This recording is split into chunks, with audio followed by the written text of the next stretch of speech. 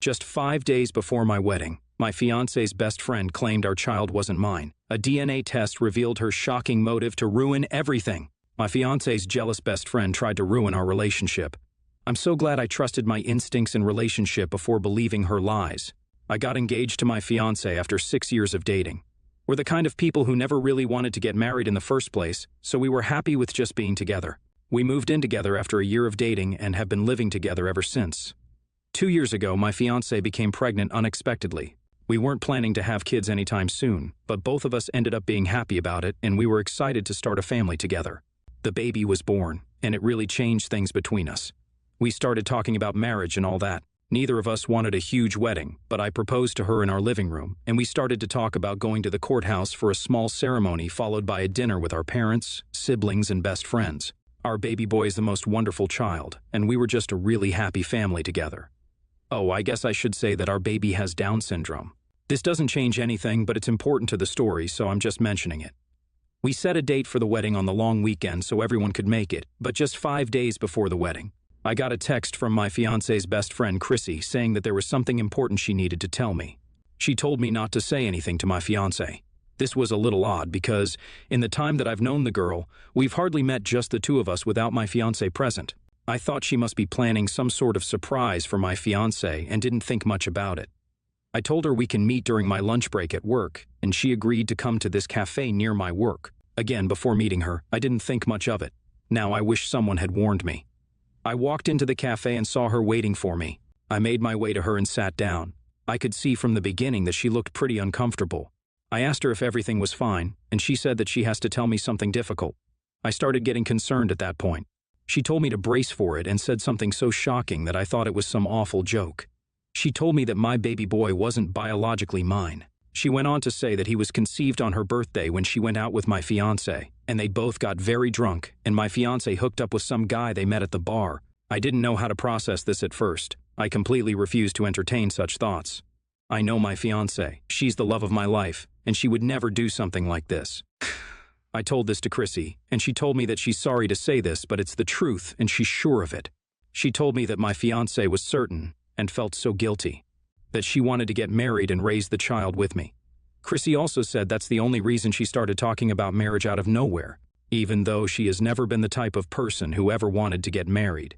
This is the point where I started getting paranoid. I still couldn't believe that my fiancé would do something like this, but she's indeed the one who first started talking about marriage after our baby was born.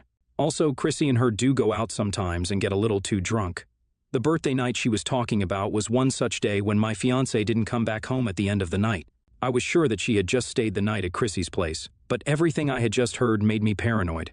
Chrissy told me that my fiancé had been in contact with a guy after she had found out about the pregnancy and that the baby would be born with Down syndrome. He didn't want to be a part of the baby's life, which made her scared and made her start thinking about marriage because it would be incredibly difficult to raise a baby with special needs as a single mom. She said that my fiancé was starting to feel bored of me and had complained about it before as well. All the time I've been with my fiancé, I've never felt suspicious of her at all. I had a beautiful family, we were about to get married, everything was perfect before that conversation. I told Chrissy that I needed to get out and clear my head and walked out. I'm not going to get into details about my mental state at the time, but I spiraled pretty badly. I didn't know what to do. The wedding was in just a few days. I didn't want to talk to anyone about this, so I decided to just search for my questions on Google. The first thing I saw on sites like Reddit and Quora was paternity testing. At that time, that seemed like my best option, but again, I was dreading the conversation I'd have to have with my future wife regarding this. I know I should have talked with her, but I decided to conduct a paternity test in secret. What followed was 2 days of pure agony. But guess what? The paternity test came out positive. My baby boy was mine. The relief I felt was unreal, but then what the hell was Chrissy talking about? I decided I had enough of living in paranoia and made up my mind to talk to my fiancé about it. I knew it would not end well, but at that point, I felt like my options were pretty limited. I came back from work early that day, and after putting the baby down for the night, I told my fiancé that I had to tell her something. I started from the day when Chrissy texted me and said everything, including the paternity test. It was pretty bad, as expected. A lot of tears were shed. I felt like the biggest jerk in the world, but had to do what I did. Whatever Chrissy had said was obviously a lie, though, so we had to find out why. We decided that my fiancé would text her, saying, "I want to call off the wedding," and ask her to come over, and when. She did. We would confront her together. After sending the text, we waited for Chrissy. She came pretty soon, looking extremely agitated.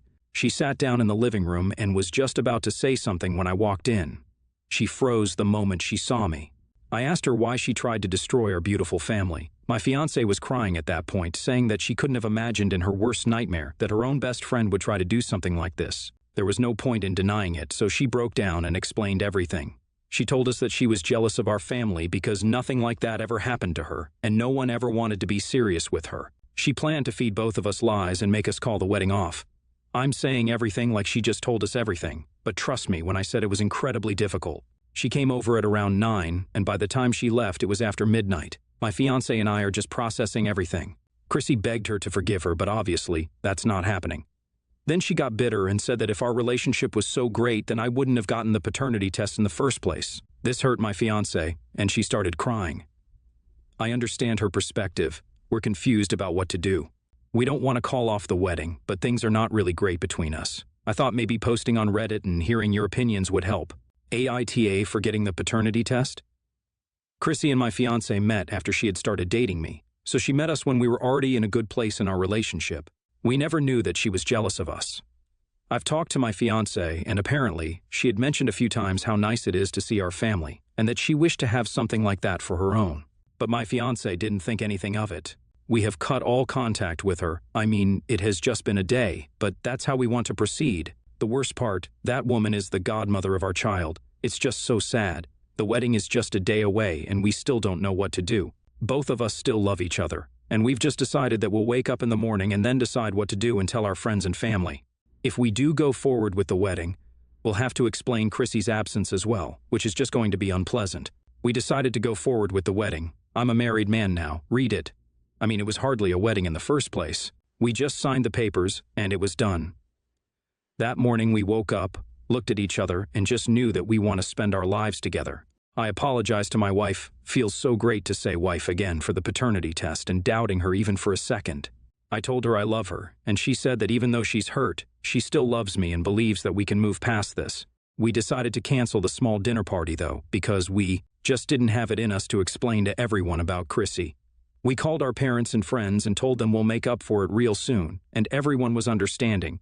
The wedding was a week ago, and we've planned to have a nice dinner tomorrow evening with our loved ones. We've been working on communicating better and building trust and might even see a couples therapist. Our son just makes everything easier. One look at his face, and I have the courage to do anything for keeping this family together. Chrissy showed up at the dinner party. I think I told you guys about the dinner party in my last update. Anyway, we decided to go to a small Italian restaurant we've loved for years. We reached early thanks to our amazing babysitter, and we were just waiting for everyone to come when suddenly Chrissy walked in. First, when I saw her, I was hoping this was just an unfortunate coincidence, but she started looking around and making her way towards us. She reached our table and, before we could say anything, told us that she had found out about the party from a mutual friend who doesn't know what was going on. She apologized again and begged us to forgive her, but I told her if she doesn't leave, I would create a scene with the restaurant management. She left the restaurant crying. Fortunately, that was before any of our guests had arrived. After everyone had finished eating, we told them about what happened with Chrissy. I hope she doesn't bother me or my wife again in the future. YTA. So, you've been with this woman for 6 years and still believe some lies someone said and did the whole paternity test behind her back? I can't believe she married you. You're incredibly lucky, and I hope you cherish her forever. NTA. That was your fiancé's best friend. I can understand why the circumstances might have made you paranoid. It was not a smart decision not to have a conversation with your wife, but again, you were under a lot of stress. I'm glad you and the wife have decided to work through this. Congratulations on the wedding, and best regards to your lovely family. I, 29 male, found out that I have a 10-year-old daughter. It's a long story of how I found out, but just to be clear, yes, I'm sure she is mine. I've been trying to get to know her and she stays with me a lot. I've decided this is the right time to introduce her to my family. I have a big family with so many siblings and nibblings. They know about my daughter, and some of them have met her, but some of my siblings that I'm not very close to or who live in another city haven't met her yet. My siblings and I stay the entire holiday in our parents' home, and this year, I'm taking my daughter with me. Every Christmas, my siblings make a list of gifts. This list is for all the kids in the family, and it's designed so that every kid will have the same gift, and no one will get upset that someone else is getting a better gift. It's also designed so that all my siblings, even the ones who don't have good jobs, can afford it. My sister sent me this year's list and told me this is what I should get for my child this year. I looked at the list and it was mostly clothing and like one toy of our choice. I told her, "I'm sorry, but this is my daughter's first Christmas with me, and I'm not going to get such side gifts for her. I have my own list." She argued that every kid in the family is getting these gifts, and getting anything but these will make other kids upset, and I told her I don't care. The other issue is that my siblings usually go there by train. I used to go with them, but it's a very long way and tiring, so I told her that this year I'll get plane tickets for me and kiddo, which made her madder. And she called me an a-hole. She has told all my siblings, and most of them are calling me an a-hole for not thinking about how their children will feel if I do this. Only 2 of my siblings are on my side, and the rest think I'm an a-hole. After reading the comments and thinking about it more, I decided not to go there for Christmas. I want to give her the best Christmas possible, and I can't do that if I'm focused on how everyone else is going to feel about it. We'll go there for a day or 2 so that she can meet the family, though. She actually looked relieved when I told her, LOL. I guess she was nervous about spending so much time with people who are basically strangers to her. I'll talk to her mom and see if we can give her a Christmas with both her parents instead. NTA. But you and your daughter have a separate Christmas gathering at your home, and explain the other situation is a family gathering, with rules so no children will get upset. She is 10 and should be old enough to understand. The plane will give you more time alone with her, so your travel plans should not be an issue. YTA. If you stay the course, you aren't doing your daughter any favors with your extended family, and especially her new cousins by giving her preferential treatment. They are going to resent her if she suddenly becomes the long-lost golden child who gets her own special and better gifts. Don't put her in this position, it isn't fair. Instead, have your own private Christmas celebration, just the 2 of you, either before or after the big family get-together. Don't make it just about gifts, though. I don't remember many of the specific gifts I've gotten over the years, but I remember all of my family's Christmas Eve traditions. Singing Christmas carols, reading our old pop-up book of the night before Christmas, preparing a plate of cookies and carrots for Santa and his reindeer. Make memories together that can become traditions over time, and respect your family's long-standing traditions in the process. My older brother is somewhat useless, but my parents love him. He mooches off everyone. My dad retired a few years ago and can no longer afford to support my brother in his stupidity, so over the last 5 years, I have lent my brother about $10,000, and he has paid back roughly $600. Well, he is getting married, and he needs money for a honeymoon, like $2,000, which I can afford. But I don't really feel like lending him money I know I won't get back. I said no. He kept calling me and texting me saying that his fiancée deserves a good honeymoon and that I should help him out. I pointed out that my parents paid for his degree, and I had to go into debt to get mine because they had nothing left for me after he took 6 years to graduate, and that he still owes me $9,400. Finally, he gets my parents to call me and ask for the money, LOL. I'm already LC with them, they owe me money too. They start trying to guilt me, that I'm his little sister and I should love him enough to help, blah blah blah. After about a week of this crap, I lost it. I told him, fine, I will meet him at their house and help him out financially for the last time. I showed up and we sat down at the kitchen table. I pulled out all the contracts that I made him sign when I lent him money. I also pulled out a printed copy of the check he paid me, the $600. I said he had a choice. I could lend him the $2,000, but they had to pay me back what he owed me first, or I could tear up all of his debt to me. Huge fight. I'm an a-hole for being so mercenary. How dare I treat family in such a transactional manner? I'm a terrible person for letting him think I was going to help. Did I want to make them homeless by asking them for the $30,000 that they owed me to blah blah blah? I said to call me when they decide. Now I'm getting crap from my family because they are telling everyone that I won't help out the family. I'm a terrible daughter and sister, so I started asking everyone how much they were going to pay for his honeymoon. No, we don't mean that we should help, just you. You're his sister. Okay, which of you guys is paying off what he owes me already? Radio silence. But I found out from my cousin that they are all talking about me behind my back, LOL. I don't care. I feel kind of sigh for getting his hopes up, though. Am I the a-hole here? He didn't pick, so he still owes me money. I have signed loan agreements with all of them, so God forbid my parents die, I get paid before he gets anything from the estate. NTA, but your entire family certainly is. Do not lend any more money out. I could care less if your brother's fiancée deserves a nice honeymoon, that's his problem, and if she doesn't like it, well, that's too damn bad. You are surrounded by a-holes and leeches. Don't let them guilt you. Better yet, I would cut these people out of your life. They're just toxic. NTA.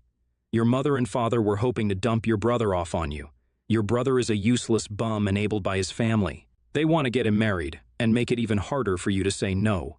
You are the only sane individual in your family. It's outrageous how they practice predatory manipulation on you and accuse you of being coldly transactional with them. Your brother's idiocy and the complete lack of improvidence he shares with your parents is not your problem. They're going to put you out in the street hoping you keep their standard of living up. I would give them all the finger and tell them it was nice knowing you. This is patriarchal entitlement and sexist-based financial abuse scheme.